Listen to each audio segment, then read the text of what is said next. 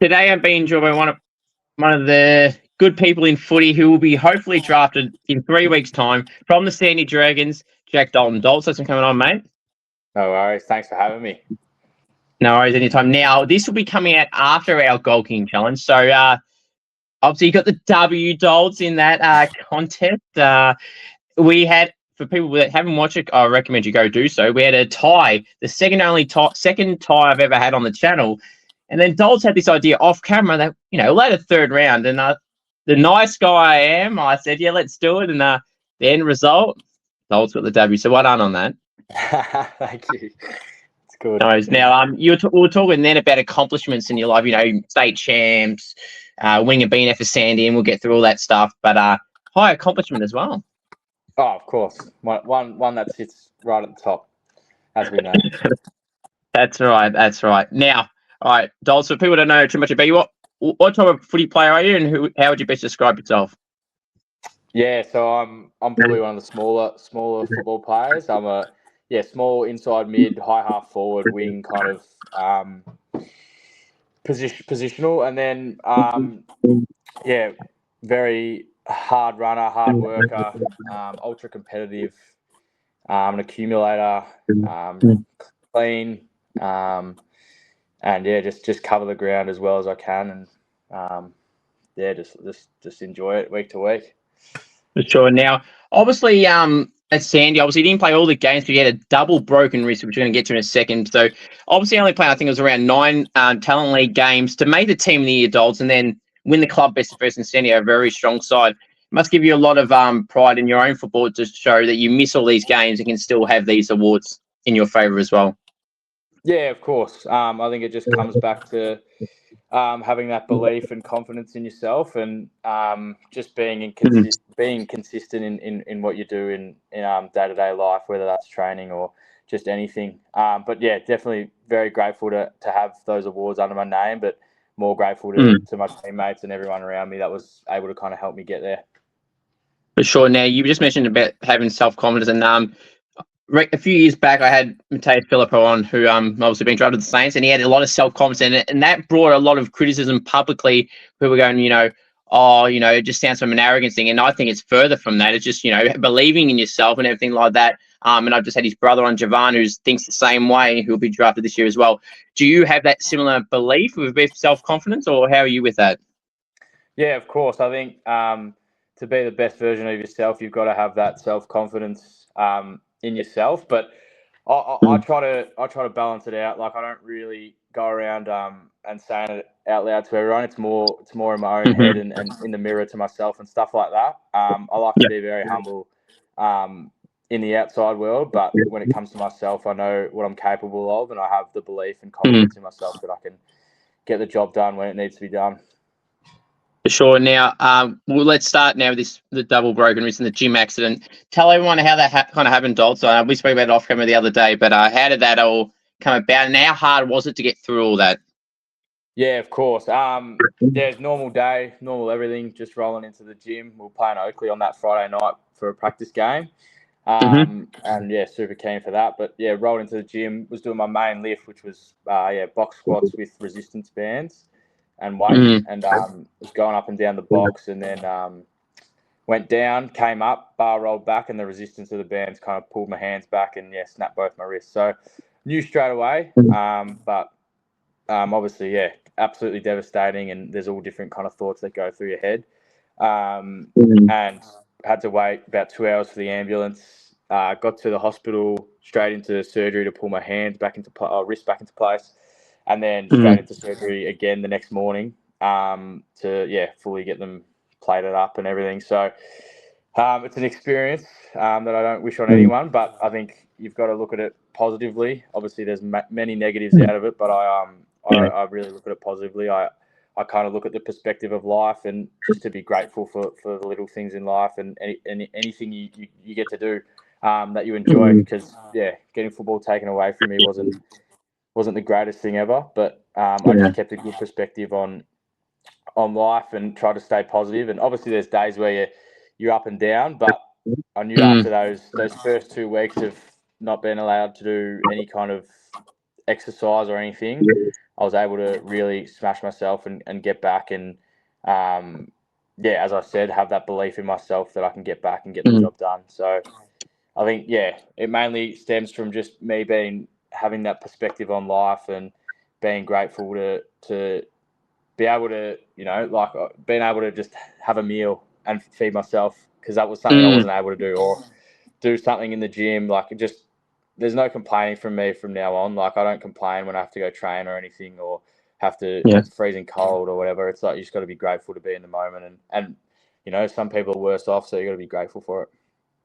For sure, 100%. And in that early stages, Dolts, of all that happening, how did you try and get through all that?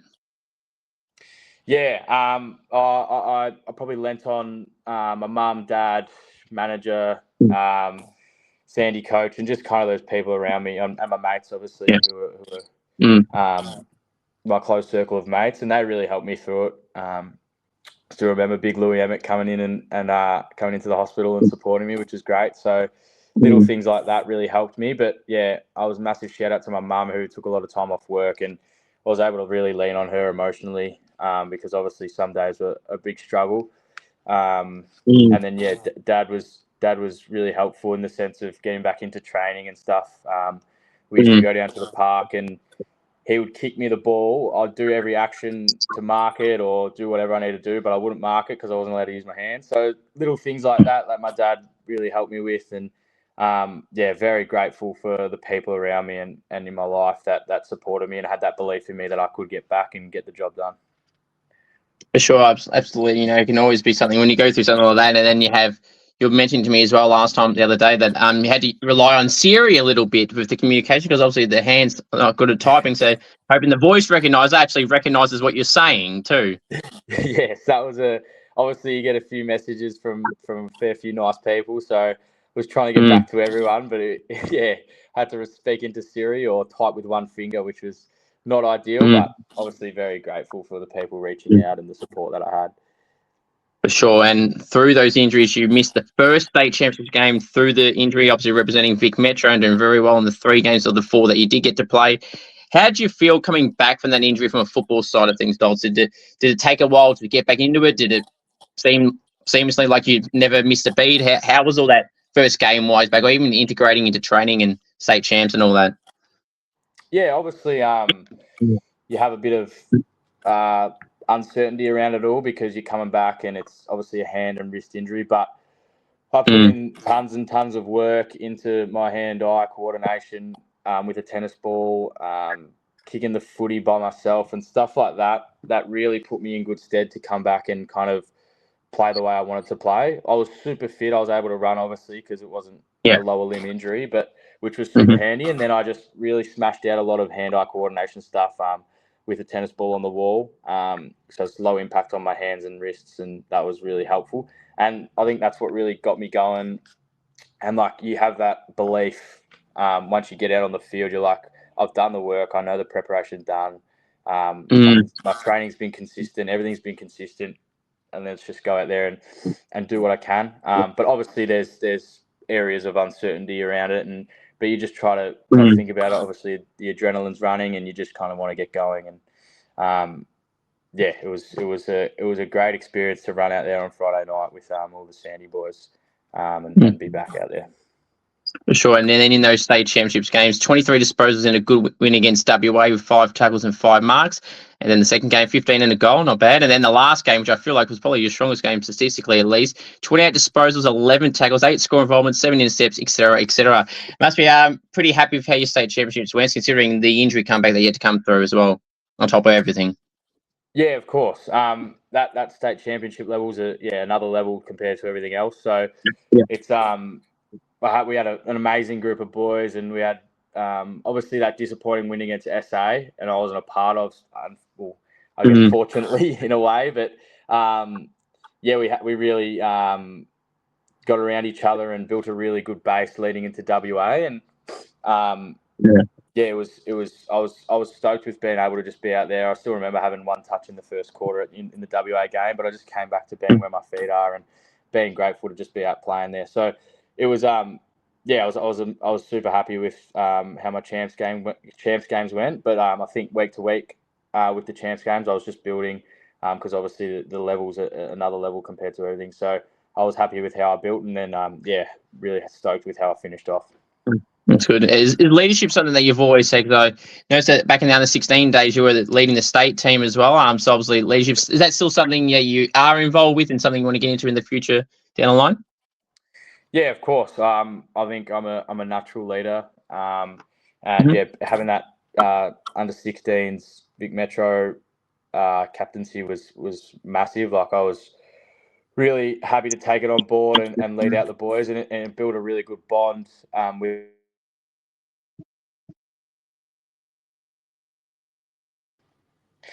Obviously, as I said, it was great to have the under 16s captaincy, and we built a really good bond with everyone in that team, and it was really good because we're all kind of a part of it from under 16s to under 18s, and as the years went on, we built a really good bond, and I feel like I'm a natural leader and can go out there and on field and really just kind of lead and in the way I play and in the way I speak and communicate structural feedback and stuff like that. But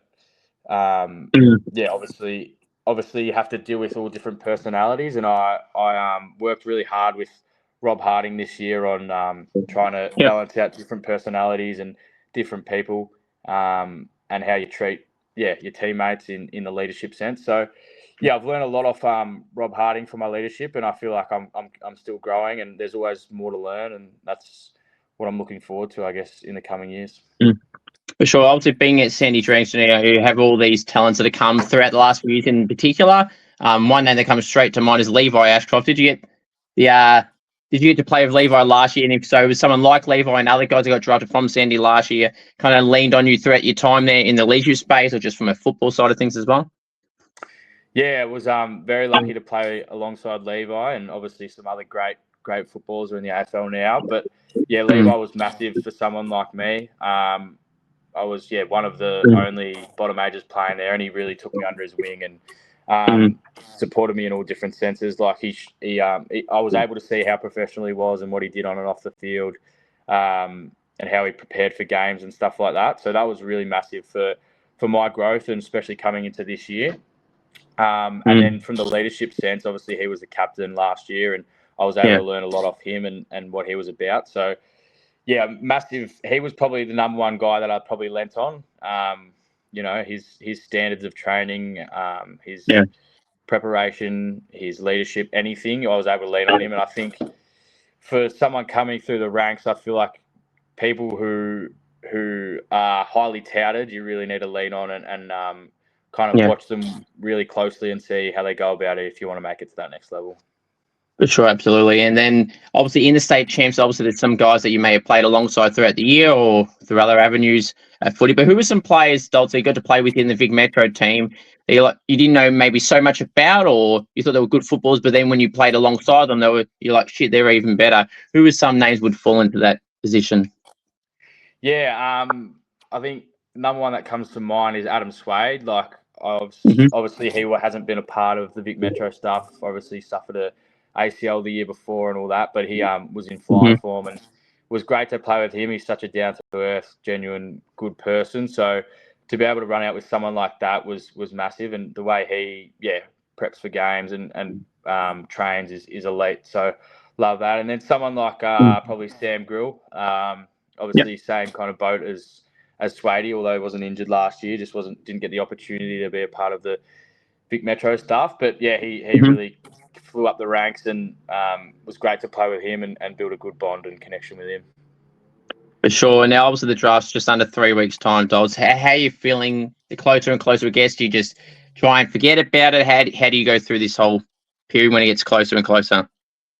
Yeah, of course. It's obviously you're very excited, very nervous, very grateful, all different kind of emotions flying around, but just try to stay grounded and balance out the emotions.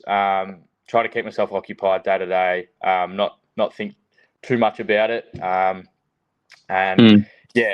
number one thing for me is just is being grateful, and being grateful to be in the position I am, and for everyone who's supported me and worked closely with me throughout the years. I think it's as much as my success as it is theirs. So I think we're all a bit nervous, but also very excited for it all kind of unfold. For sure. And then obviously most recently, about a month or so ago, I think it was, the draft combine happened. How do you feel that you went at all those testings and everything like that? And it was another good way to connect to some of the other guys that you may have not known as much of from the other teams in Vic Country and all that stuff as well, and other states. Yeah, of course. I think the draft combine's an amazing experience. Getting to talk to all the clubs and stuff. I love doing that, and working on the social skills, I guess, and being able to kind of talk to all the different guys from all different states is great. Like, obviously, you don't have heaps of time to build good connections with them, but you get a good chat, and everyone's pretty down to earth and good quality people. That's coming through the ranks. So I was very grateful to be a part of that, obviously. And as I said, I love the draft combine experience, and I was happy with how the testing went. Would have been nice to get a few better scores on the actual physical testing, but overall was just happy to be there and happy to have that experience. For sure. And then obviously, well, some people can find daunting, some people can find pretty cruisy meeting with clubs for the first time, Dogs. How was that the very first time? Did it get easier the longer it went? Did it range from, depending on who the club was, if you've seen them less, more than others? How was all that experience as well? Because I'm sure that can be, daunting, but it could also be exciting at the same time. Yeah, obviously it is. When you first get that first text message out for the first one of the year is definitely very daunting, but it's obviously there's excitement about it. It's something that's leading towards your future and something you want to do. So it's, at the end of the day, it's just another box to tick, as well as playing good footy. You got to have good interviews and stuff like that. So I think you have your first few and you get by, and then you kind of get really comfortable, and obviously when you get to meet with them more than once, you build a good connection and bond, and able to have a bit of banter and a good laugh.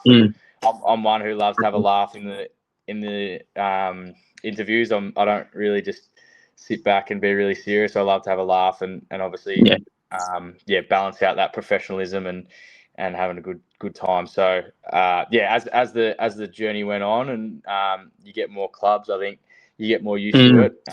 But it's definitely very good for your social skills and everything.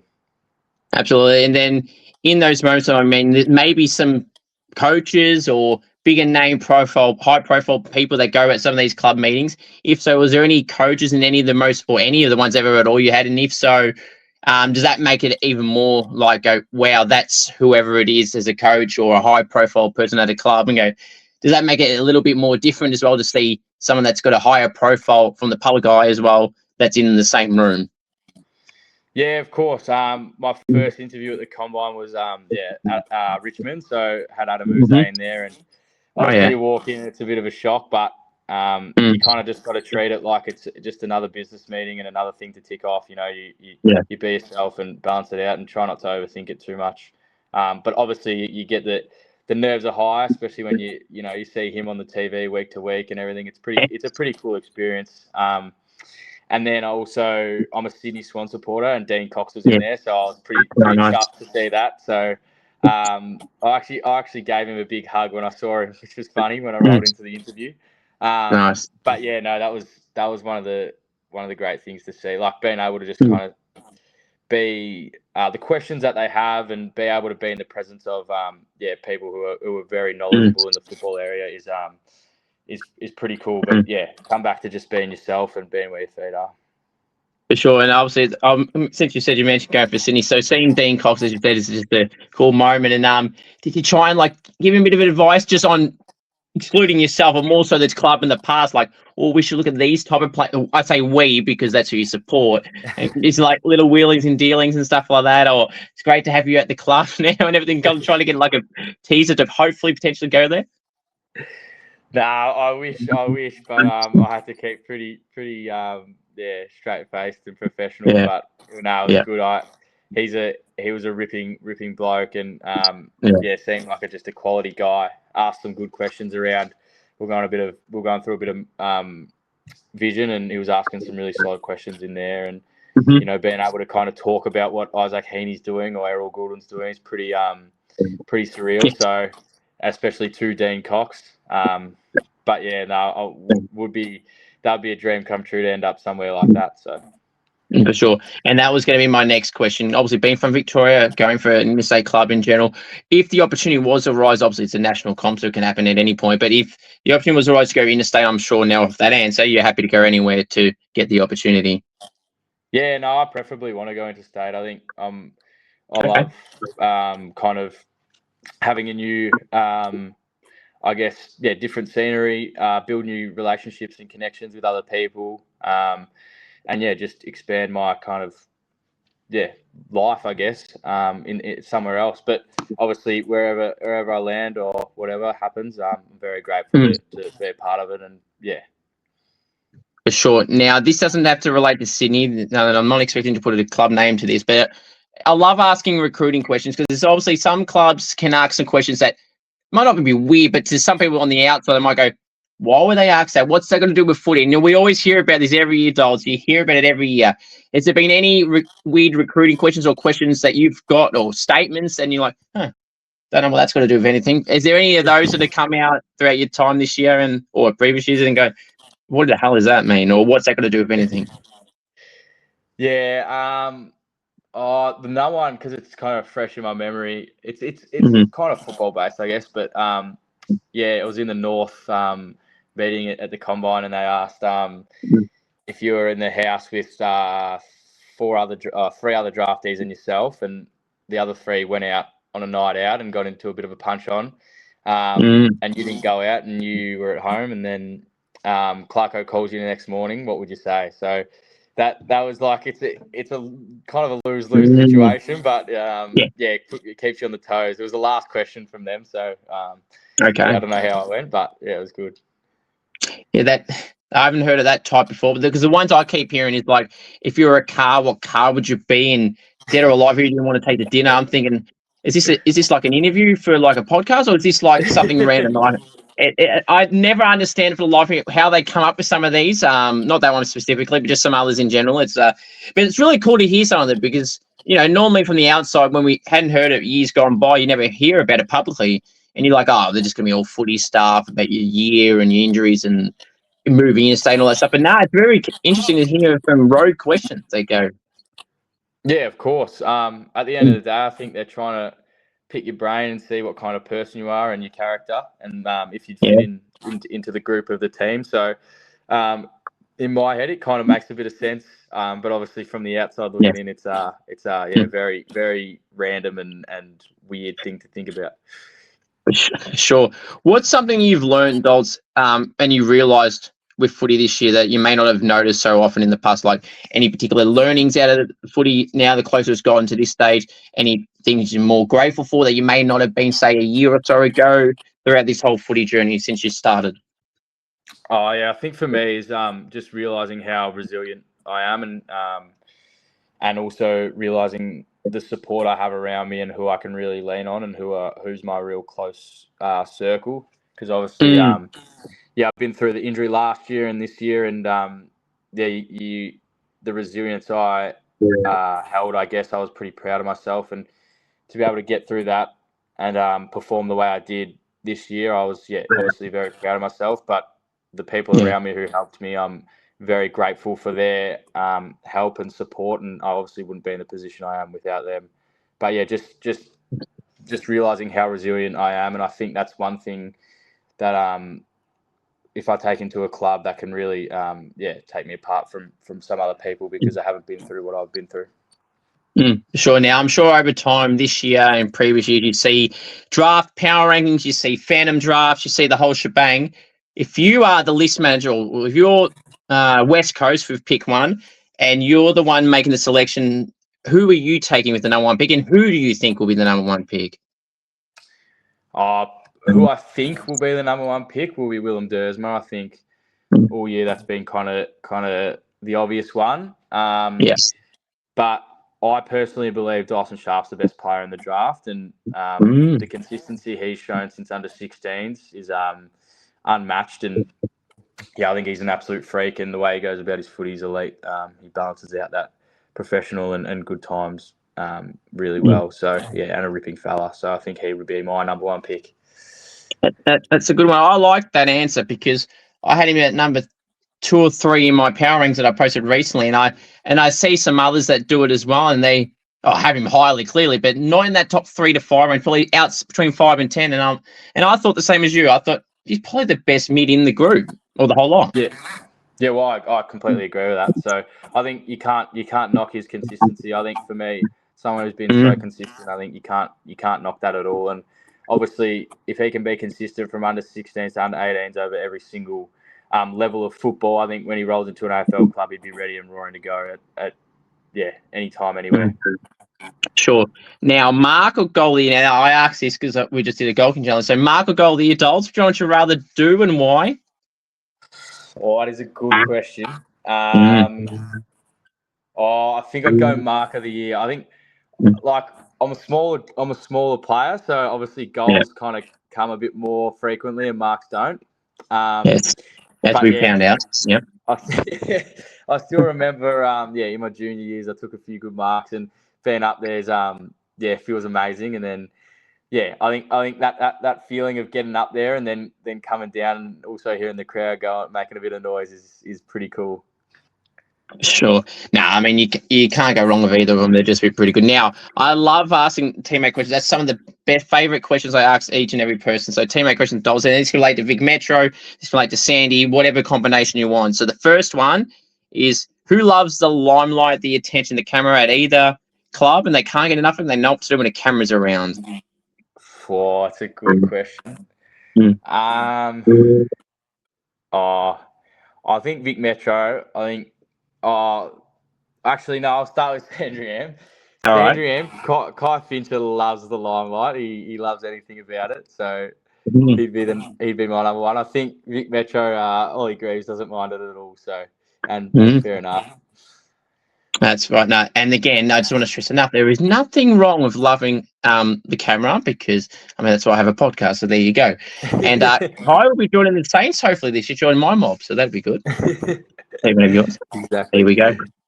Now, who would Google themselves and watch back their own highlights? That is a good question. Let me have a think. Not you? Nah, not me. I don't do that. I'm not really. I try to steer clear from stuff like that. I want to go. Vic Metro, Xavier Taylor for sure, number one, 100%. Sandringham, I can't think of anyone off the top of my head. I think I'd have to probably go Kai Fincher again, to be honest. He doesn't mind. He doesn't mind a high. Oh, maybe Archie Ludowick. Okay. Yeah. Yes. Yeah. Very good. I was going to say, because in a few days' time, I'll have the highlights reel, as I called it, from their goal kicking channel. So they will see how much you love it and see who comments why, because I find that'll be very intriguing, or hopefully anyway. Sure. Now, if you're stuck on a deserted island with teammates, who are you bringing and not bringing, and why? I'm taking Louis Emmett for sure. He's like one of my best mates and very practical guy. He knows. He's not silly or dumb. So I think he's number one for me. I think I'd also probably take Xavier Ballin and Ollie Greaves. I think those guys had a bit of fun, bit of laughter, and don't mind a good time. So that'd be all right. And then who I'm not taking, I wouldn't take someone. I wouldn't take Sam Grill. Probably. And I probably wouldn't take Ludo either. So there you go. Now, who's some teammates that fly under the radar, Dalton, don't get talked about as much as they should, in your opinion? I love the way Rory Wright competes. I think that's absolutely unmatched in the draft. I think he competes to another level, and we saw that definitely in the finals. I think he should, definitely have a bit more talk about him. I think Xavier Ballin has some really good moments in game and doesn't get talked about as much as should be. So that's another one. I I think that's it from me. That's very good. Best. That's right. Oh, good answer. Best chatterbox of the club or either team. Best chatterbox at Dragons. I'd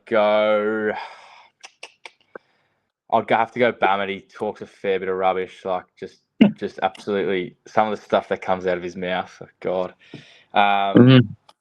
And then at Vic Metro, that's a good one. Chatting's a good thing too. Maybe someone like a Lockie Doverson or something. Him and I always have a good laugh, but he talks a bit of rubbish when it comes out of his mouth, which is pretty funny. But yeah, that's good. Yeah, I see Lockie gets some comparisons to Nick Watson and Jack Ginnivan, and if you say he talks a bit of crap, I think those two do the same. So would that kind of be a similar trend there? They got the similar hairstyle, the small forwards, the same type of swagger, I think as they would call it. So they very alike, are they? Oh, spot on.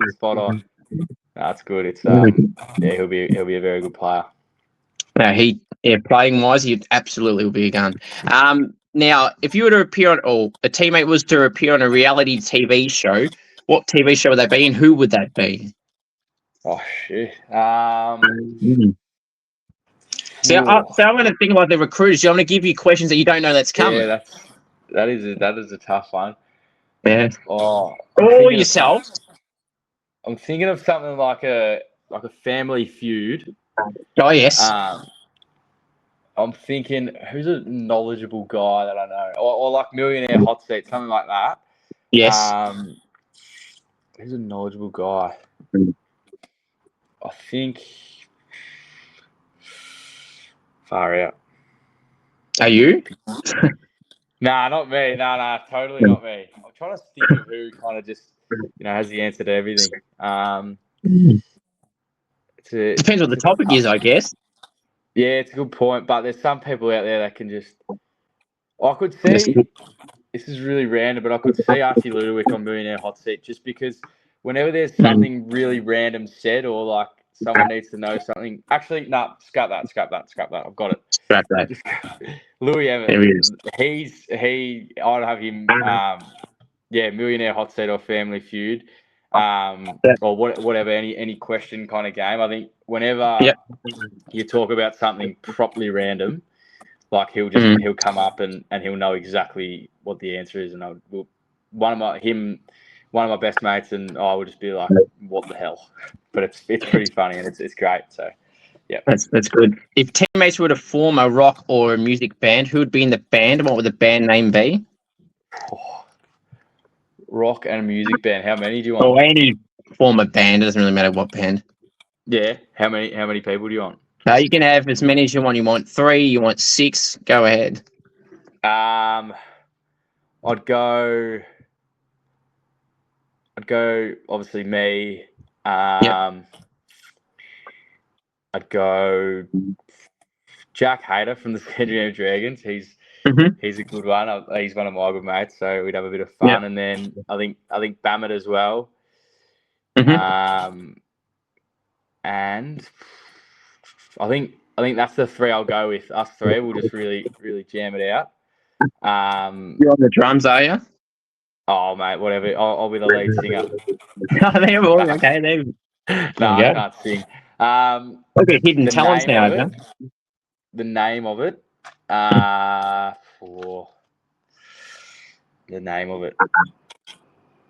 It's always hard on the spot, but that's what some of these clubs will be doing with goals. They just want to go very quick. Yes. Very hard.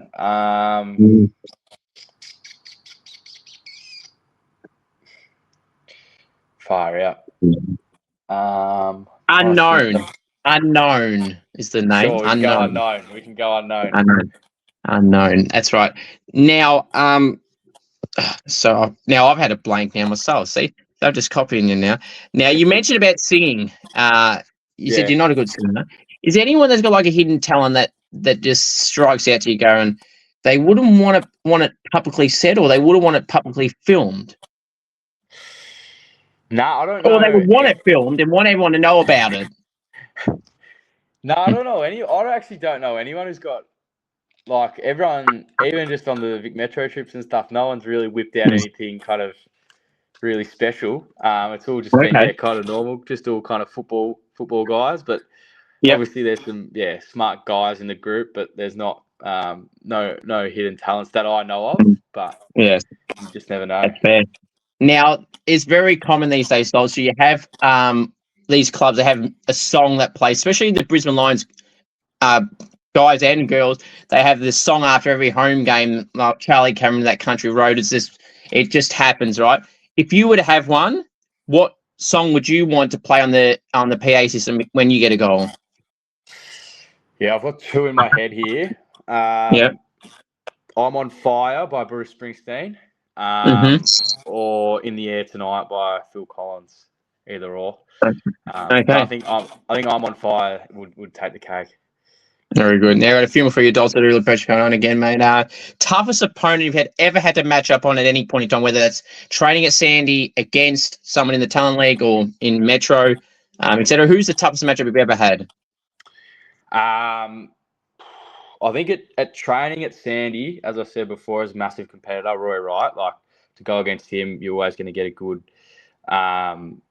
good rep or whatever out of it. Just a massive competitor and hard worker. And then I think that's probably at training. And then I think game day, the under 16s playing against Dyson was a tough contest, but it was good fun, obviously. You mentioned before about on the field playing a role of midfield and high half forward. I'll just pump it up a little bit more. When people go check out that Goal King Challenge, you'll see all the funky goals from the boundary Dolts gets, trying to put me to shame, really, because normally I have a good winning streak going on, and he just ruined that for me. So thank you for that. But no, there was some impressive goals, and there was some goals off camera, by the way, that he did flush from 50. So from the boundary. So very, very good Dolts. Now, the last one. Now, obviously, footy ambitions. Obviously, the dream, I'm sure, is to be drafted, and it clearly is. What would you love to get out of your football career, ideally? And would you love the next 3 weeks to pan out and beyond? Yeah, I've been asked this a few times by a few clubs. I think for me, for an AFL career, it's just being consistent, being able to play consistently in a team, being able to consistently do my role, being able to consistently play good footy. I think that number one word that comes into my head is just consistency. Like if you're consistent, you can play 300 games and you can play a role and you can play well and you play inside a team and you can hopefully have that ultimate success of winning premierships. But I think for the next 3 weeks, how I want it to pan out, I think at the end of the day, I just want to be on a list. I don't care if it's not pick one or pick 160. It's just get on a list and work hard and get the job done. I think I can really show my attributes as a person and as a player as soon as I get on a list, and I can really change the dynamic of a team, I feel, in a training standard sense, and then earn the respect from everyone and try to apply that on the football field. For sure, Dol. It's been a pleasure having you on. And great thanks for giving me confidence as well by saying that I ask questions like recruiters ask. So what does that tell you? And one thing, I'll do a sales pitch for you for the last 3 weeks. If they don't know already, he's a accumulator of the ball, impacts it, and he's a good goal kicker. And you'll get a good goal celebration out of him as well, especially when he's come from behind in the victory. So, Dol, it's been a pleasure having you on again, mate. Hopefully in 3 weeks' time, I won't be calling you a draft prospect. We're calling you an AFL player. Appreciate you coming on, mate, again. Fingers crossed. Thank you very much. Thanks for having me, Cooper. Appreciate it. No, anytime, mate.